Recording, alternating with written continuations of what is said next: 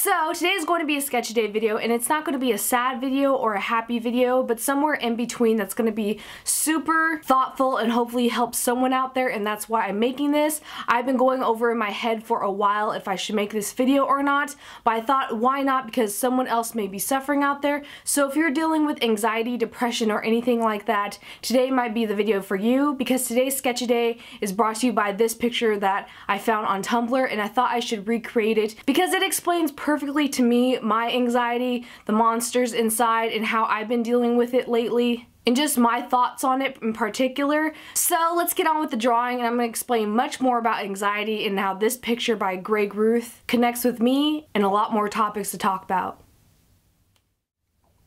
So girl, let's not make this into an AA meeting, but anxiety is something I've dealt with for a very long time if you watch my Draw My Life videos, and I thought I had this under control, and I've had it under control for over a year now, but recently I had like one of the worst anxiety kind of panic attacks, and I feel like I should talk about it, even though it's something that not everybody talks about and people don't want to face it really, and to talk about the subject because it is really hard and everyone deals with it in different ways and sees it in different aspects. But to me, anxiety is this monster that's pulling you over and you have no control over it. A lot of people say maybe you don't have any confidence in yourself when you're dealing with anxiety. Maybe you should be checked out and that you're crazy, and you're not really crazy. You have to look at anxiety as that, like I've been saying, a monster, something that's not really a part of you. It's not you that's crazy, it's this thing inside of you that affects your life. But anxiety is a part of you that's not who you truly are. You should not be labeled as that crazy person who has anxiety,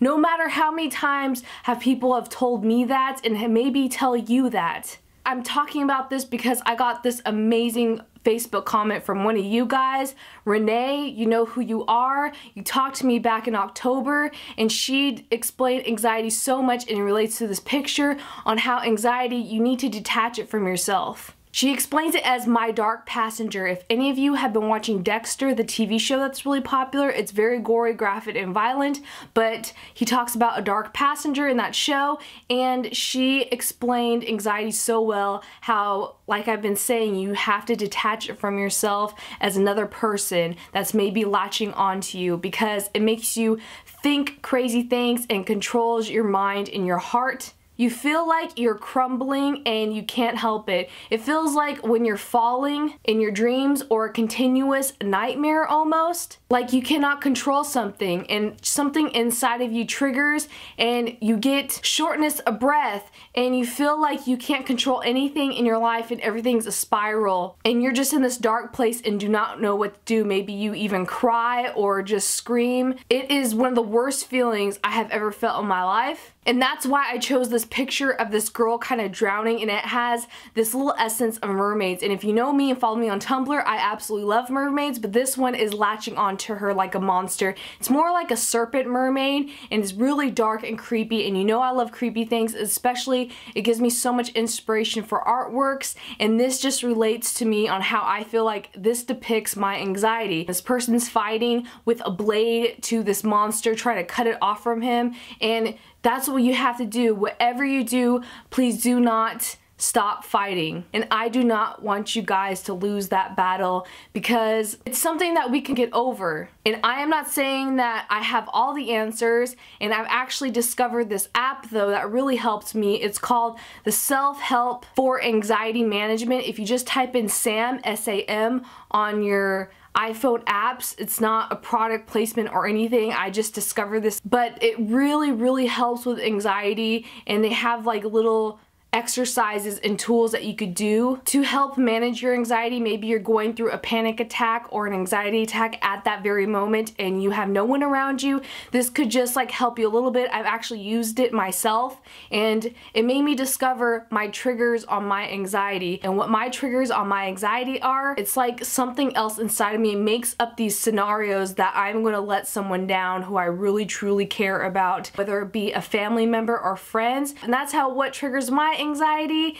And I don't know, maybe hopefully you could figure out more what triggers your anxiety and you can have more of control over it. It really honestly helps if you detach yourself from the situation, because honestly you have to remember this is not who you truly are. You should not be labeled.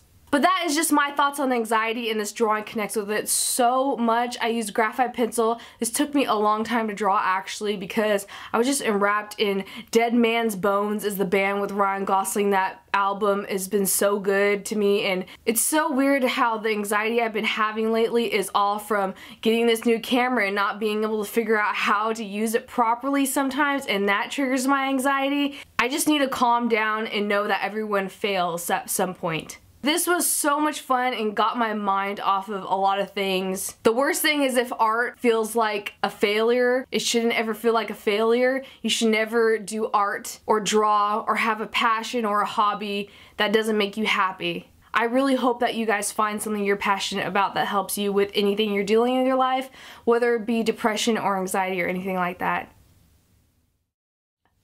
So I hope you guys like this sketch, and I know it was very like, not my usual upbeat videos, but I feel like I need to talk about this because it has been like such a big part of my life lately, and I'm really trying hard to understand anxiety, and like, I hope this video helps someone out there. That was my whole purpose, and it's been a while that I've been contemplating making it. But I'm happy I did. I hope you guys are too. Thank you so much for watching.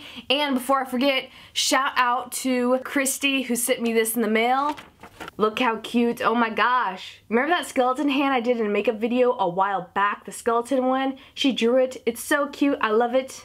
So thank you so much, Christy, for drawing this for me. If you guys want any type of doodles or just drawings, or send me a letter if you're dealing with anxiety or depression or anything, you can always send me letters at this P.O. Box address, and I would love to hear from you. I know it's kind of old school to write letters, but it's so much more personal.